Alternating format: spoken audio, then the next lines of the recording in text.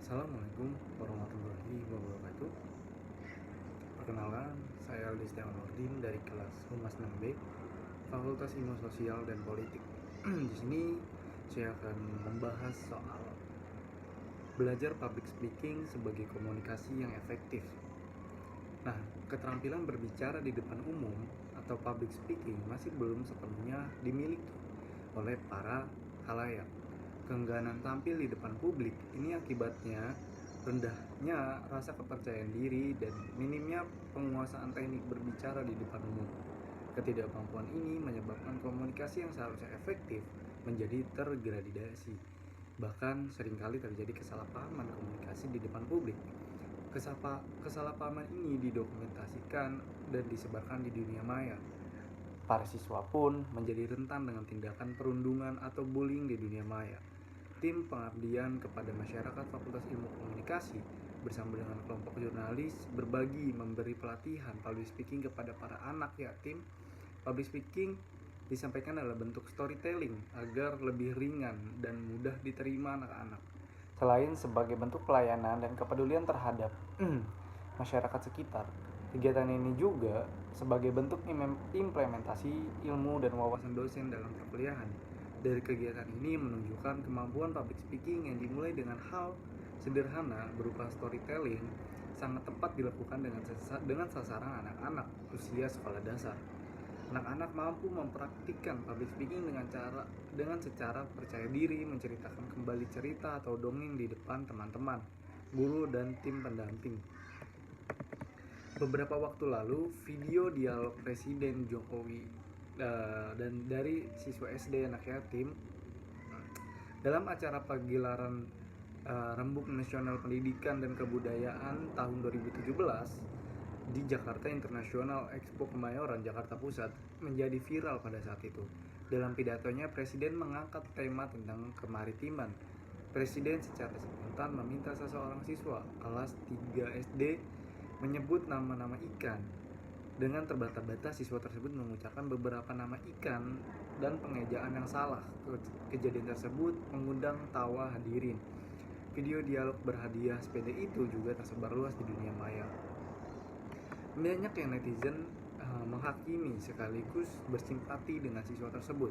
Sebelumnya dalam sebuah video di media sosial, Presiden Joko Widodo dan hadirin juga tertawa ketika seorang santri salah menyebut nama-nama Menteri Kabinet Kerja dalam acara peringatan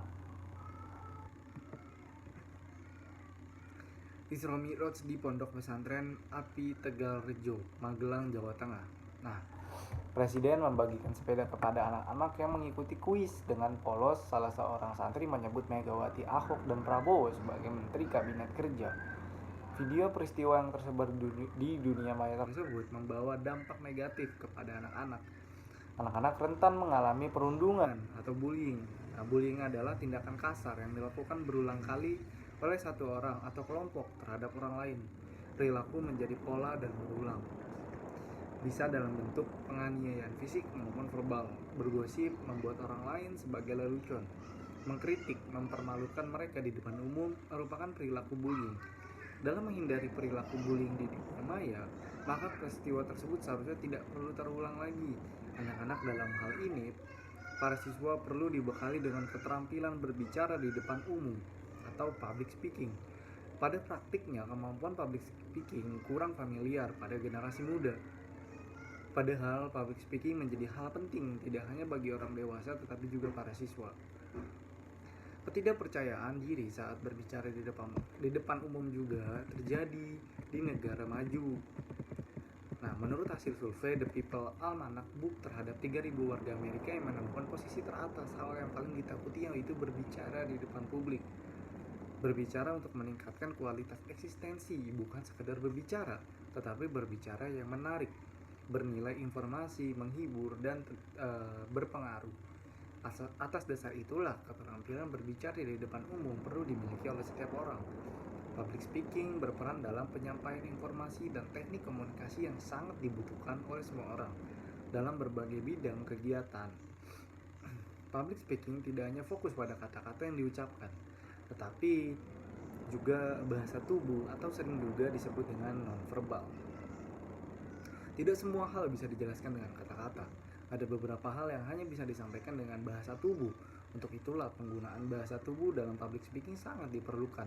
Seni berkomunikasi yang efektif dan berhasil dapat dipelajari dan dilatih oleh semua orang. Modal diperlukan adalah kerja keras serta teknik yang tepat. Terdapat tempat indikator untuk mengetahui efektivitas komunikasi, yakni menghasilkan pengertian atau pemahaman, menghasilkan kepuasan atau hiburan, menghasilkan pengaruh pada sikap, dan menghasilkan hubungan yang lebih baik lagi. Dari identifikasi data yang didapatkan di atas, terdapat beberapa permasalahan berikut ini. Pertama yaitu keterampilan berbicara di depan umum, yang masih rendah ditunjukkan dari sejumlah video yang viral di dunia maya. Dan yang kedua, bahwa ketidakpercayaan diri berbicara di depan umum terjadi pada semua orang, menjadi penghambat dalam berkomunikasi yang efektif. Nah, kegiatan pengabdian kepada masyarakat lah yang berjudul pelatihan public speaking ini sebagai komunikasi yang efektif, yang dimulai dengan menceritakan dongeng tentang semut dan kepompong. Kisah semut dan kepompong ini memiliki nilai moral bahwa kesombongan tidak akan mendatangkan kebaikan. Kisah semut dan kepompong ini memiliki nilai tidak mendatangkan kebaikan. Bila seseorang memiliki kelebihan, maka kelebihan tersebut hanya harus disyukuri. Kelebihan yang diberikan tidak digunakan untuk menghina dan merendahkan orang lain yang memilikinya. Tuhan telah memberikan kelebihan pada setiap masing-masing makhluk hidup. Dongeng tersebut juga mengajarkan pendengar untuk membalas kejahatan tidak dengan kejahatan melainkan dengan kebaikan. Setelah dongeng, peserta dengan antusias menjawab setiap pertanyaan yang berkaitan dengan dongeng tersebut dilakukan untuk membuktikan bagaimana konsentrasi dan fokus dari anak-anak tersebut.